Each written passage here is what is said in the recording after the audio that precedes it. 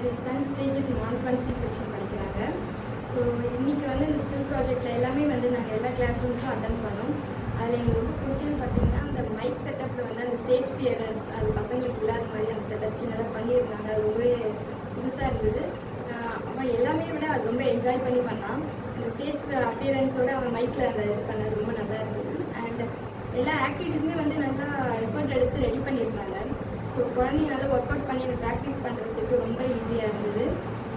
எல்லாமே ஆன்சர் கரெக்டாக பண்ணிடலாம். ஒரு சிலர் மட்டும்தான் வந்து கொஞ்சம் லேட்டாக இருந்தது.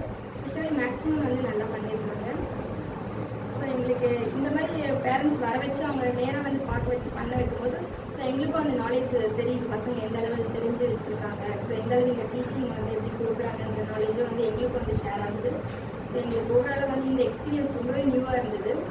ஸ்கூலில் எப்படி இருப்போம் எங்களுக்கு தெரியல, பட் இந்த ஸ்கூலில் எங்களுக்கு இது ரொம்ப பிடிச்சிருந்தது. இந்த பேரண்ட்ஸ் லைவாக வந்து பார்க்கறதும் போது எங்களுக்கு அது ரொம்ப சாட்டிஸ்ஃபைடாக இருந்தது. Thanks to Acharya, thanks for your effort.